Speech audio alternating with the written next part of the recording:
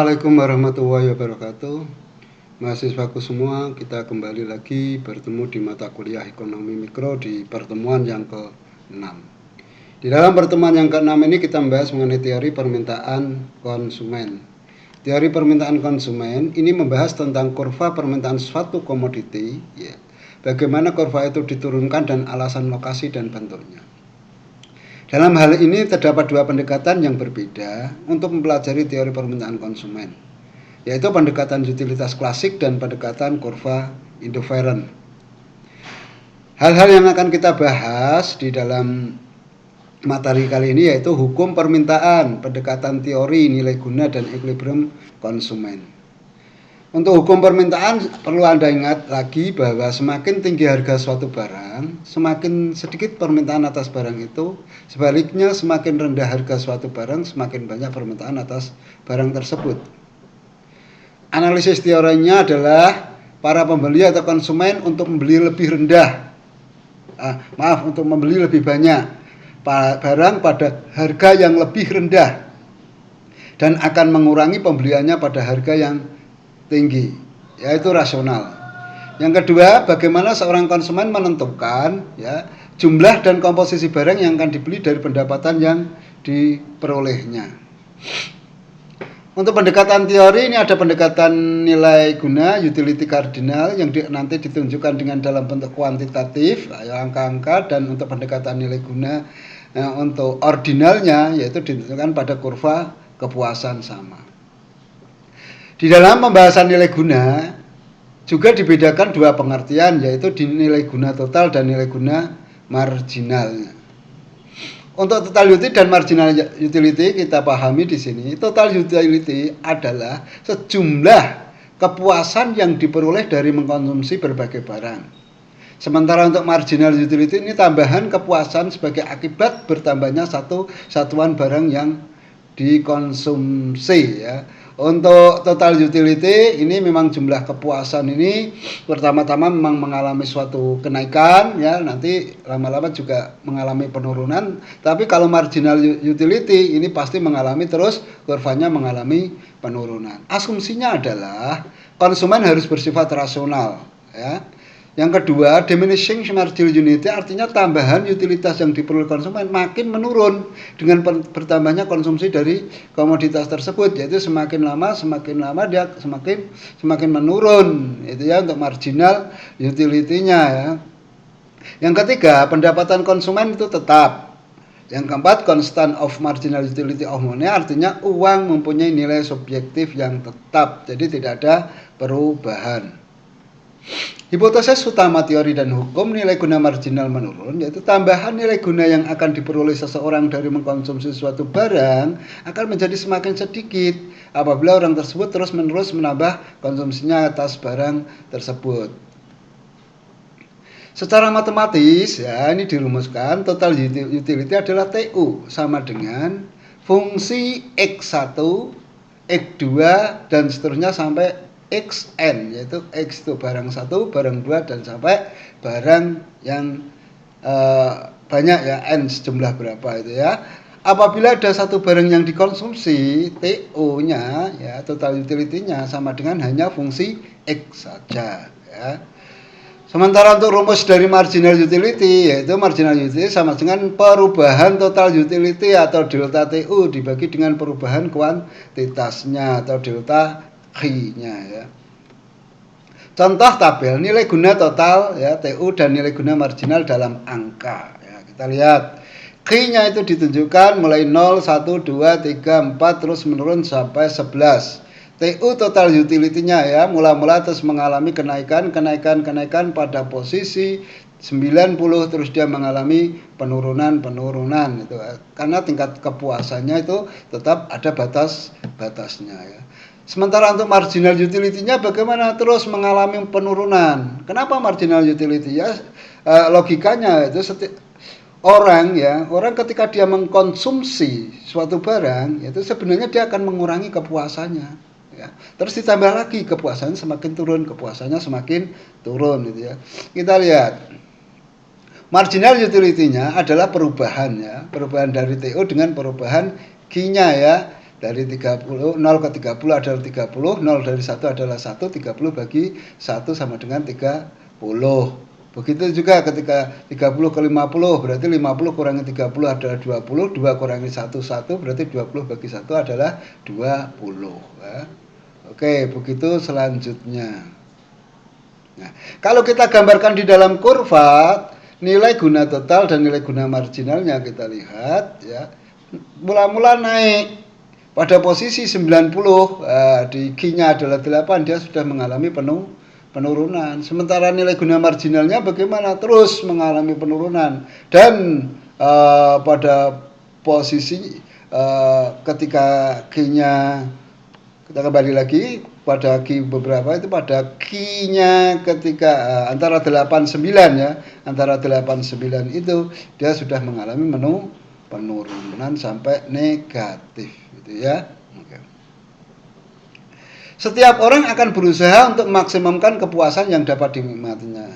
Apabila yang dikonsumsi hanya satu barang kan mudah, tetapi kenyataannya ada banyak barang yang akan menciptakan nilai guna maksimum. Terus bagaimana penentuannya? Nah ini sekarang masuk di equilibrium konsumen. Nah ini titiknya, pertemuannya di sini ya. Dalam mencapai maksimisasi utilitas total pengeluaran pribadi, konsumen menghadapi kendala atau batasan pendapatan dan harga. Yaitu konsumen dengan mengetahui kendala dan batasan secara rasional mencoba memaksimalkan utilitas total dan pengeluarannya. Jika konsumen menggunakan pendapatan dengan utilitas atau kepuasan dari uang terakhir yang dibelanjakan pada berbagai komoditi adalah sama, maka secara matematis dapat dinyatakan sebagai berikut. Untuk MUJ, marginal utility suatu barang X itu dibagi dengan harga P itu, dan MUJ-nya yaitu barang Z, marginal utility barang Z dibagi dengan harga barang Z dengan kendala. Karena kita terkait dengan pendapatan, batasan pendapatan inilah yang membatasi seseorang untuk mengkonsumsi suatu barang. Maka dapat dirumuskan PX kalikan QX plus PY kalikan KY plus umpamanya PZ kalikan QY dan selanjutnya. Tapi semuanya itu dibatasi dengan pendapatan. Misalkan konsumen dihadapkan pada pilihan mengkonsumsi dua macam barang yang punya harga sama, tetapi akan memberikan tingkat kepuasan yang berbeda. Dengan asumsi bahwa konsumen tersebut dapat mengukur nilai kepuasannya, ia dapat membuat ranking guna batas akibat memproduksi dua barang tersebut sebagai berikut. Kita lihat untuk marginal ya, utility barang X ya, dan jadi tingkat marginalnya, tingkat kepuasan yang paling tinggi itulah yang diambil ya, diambil duluan ya. Kalau di sini paling tinggi adalah untuk barang X, yaitu ketika dia mengkonsumsi barang satu dengan apa? Dengan MUX-nya ya, tingkat kepuasannya adalah 58. Selanjutnya ketika dia masih punya uang, maka akan dibelanjakan kemana? Apakah barang X, apakah barang Z? Ya, kita lihat. Ternyata uangnya masih dibelanjakan di barang X ya. Terus selanjutnya masih juga barang X ya. Selanjutnya masih juga di barang X ya. Nah, ketika dia sampai mengkonsumsi 4 itu ternyata marginalnya turun menjadi 30, sementara barang Y marginalnya 34. Maka ketika selanjutnya ketika dia pendapatannya masih, maka dia tentunya tidak akan mengkonsumsi lagi barang X, maka dia akan beralih ke barang C. Terus selanjutnya ketika pendapatannya masih akan dibelanjakan di barang C. Nah, ketika dua-duanya ini akhirnya ketika barang Z dan barang X akhirnya turun dan itu nilainya sama, lah ini tergantung ya, apakah dia di X, apakah di Z. Anggap saja dia di Z dan selanjutnya dia di X lagi gitu ya. Terus marginal mana yang lebih tinggi. Oke. Sekarang contoh tabel di atas memberikan gambaran apabila harga adalah sama Rp1, katakanlah begitu. Kenyataannya adalah setiap barang harganya adalah berbeda. Nah, sekarang anggap saja bahwa barang X harganya adalah 2 dan barang Z adalah tetap Rp1. Kita lihat apa yang terjadi. Kalau tadi adalah harganya sama, tetapi untuk kepuasannya MU-nya berbeda-beda, tetapi ketika yang terjadi adalah barangnya berbeda ya. Tadi apabila kasus di atas kita tingkatkan harga X naik menjadi Rp2, maka tentunya ini berkaitan dengan nilai kepuasannya. di barang X, akhirnya MOX-nya harus dibagi 2 ya, karena itu 2 berbanding 1, barang Z tetap, maka untuk marginal MOX-nya adalah kurang. Sekarang berapa nilainya? Adalah 29, 24, 21, 18, 15, 12, 10, dan 4. Terus uangnya akan dibelanjakan kemana? Karena ini nilai yang berbeda, maka kita ingin mencari titik kepuasan adalah dua-duanya adalah sama, maka carilah nilai yang sama, nilai guna yang sama untuk marginal utility-nya, yaitu posisi di 18 dan 12 ya.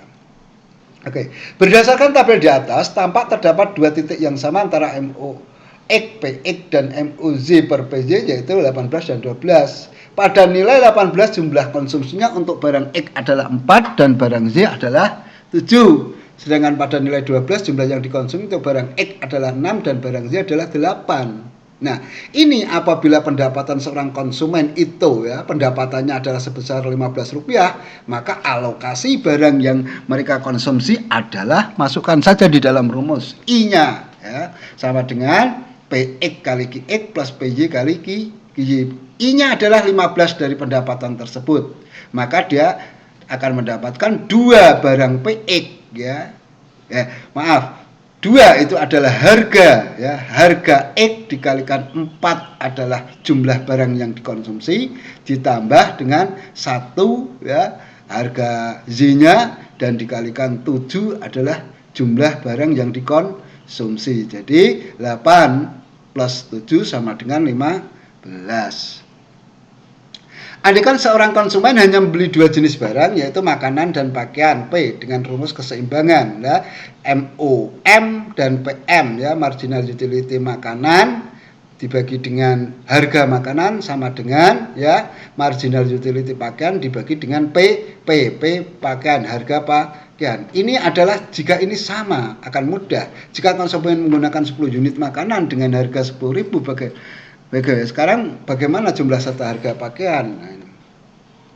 Hal itu mudah untuk diketahui karena pada dasarnya tingkat keseimbangan kepuasan adalah sama ya. MO marginal utility M per PM dan marginal utility P per PP adalah sama ya. Sekarang kita lihat selanjutnya, misalkan harga pakaian tidak berubah tapi harga makanan turun ya, pakaian berubah, makanan turun. Apa yang terjadi? Maka MUM makanan ya itu per PM akan lebih besar daripada MOP per PP ya. Misalkan harga pakaian tidak berubah tapi harga makanan naik ya, harga makanan naik, maka yang terjadi adalah apa ya, MOP-nya yang lebih besar ya daripada MUM, atau MUM per PM lebih kecil daripada MOP per PP-nya. Sekarang masuk di surplus konsumen yang dinikmati seorang pembeli ya.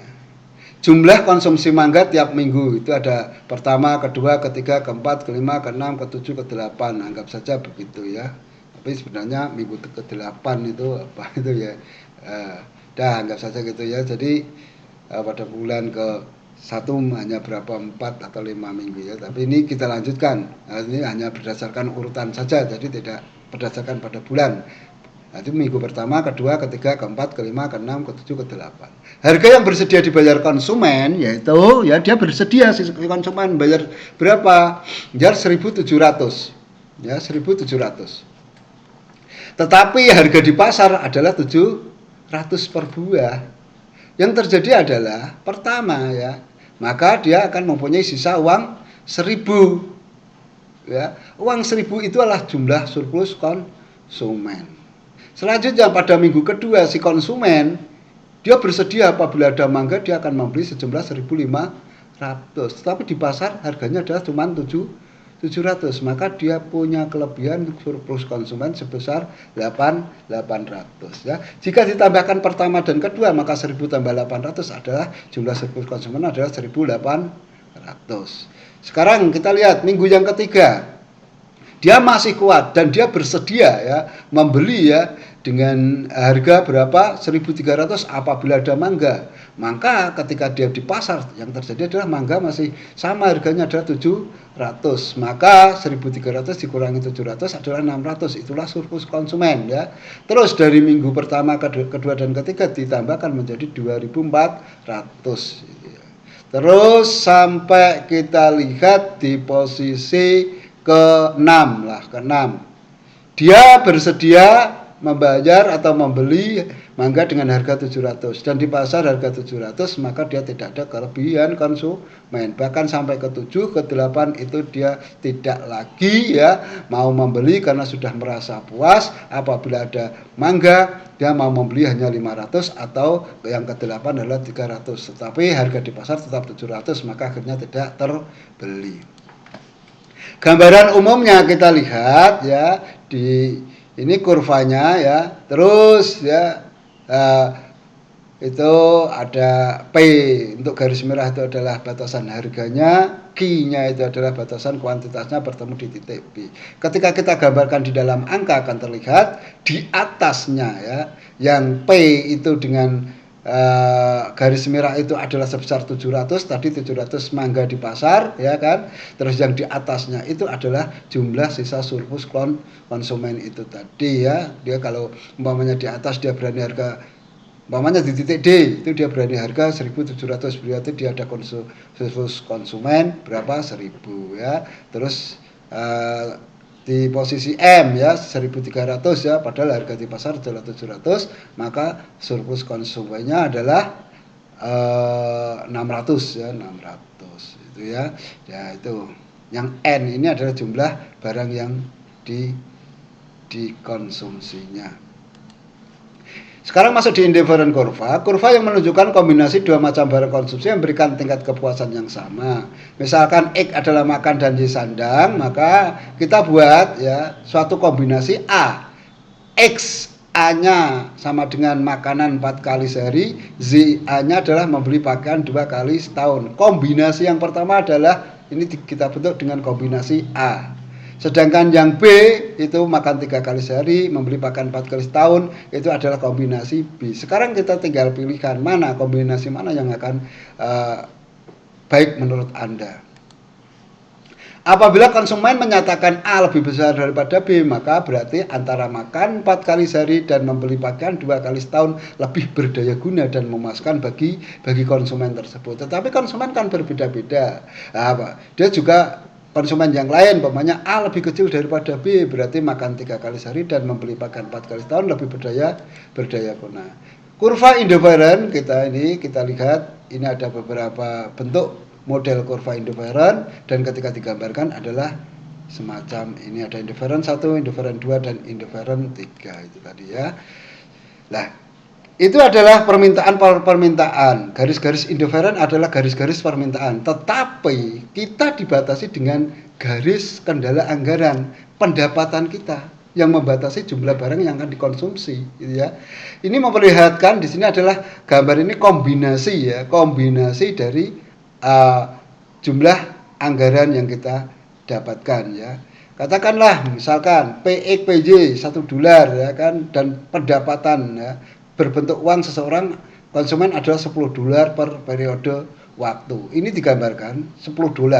Apabila barang tersebut dibelikan ke barang L, QL itu yang mendatar itu ya, itu ada 910, dan apabila dibelikan yang di atas ya ke vertikal, QJ-nya adalah juga jumlah 10 karena pendapatannya 10 dan harganya apa? Harganya dua-duanya adalah 1, PX sama dengan PJ sama dengan $1. Itu batasan garis anggaran. Nah, sekarang disinilah muncul titik equilibriumnya, titik bertemunya ya.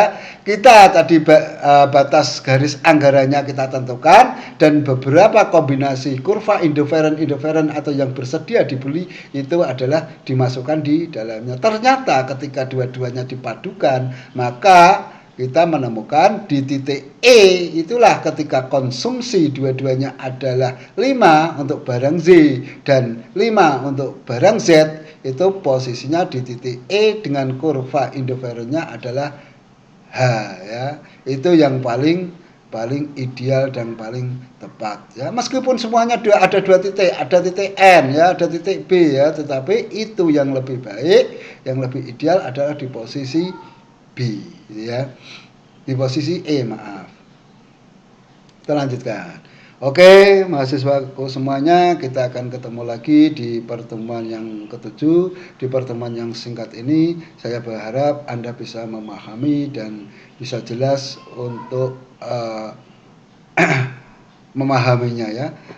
Nanti bisa diputar berulang-ulang ya, itu nanti supaya Anda bisa lebih jelas apabila ada suatu pemahaman yang kurang atau Anda belum mengetahui, bisa Anda langsung nanti pertanyakan lewat WhatsApp maupun juga kita lewat di e-learning. Oke, saya tuliskan. Assalamualaikum warahmatullahi wabarakatuh.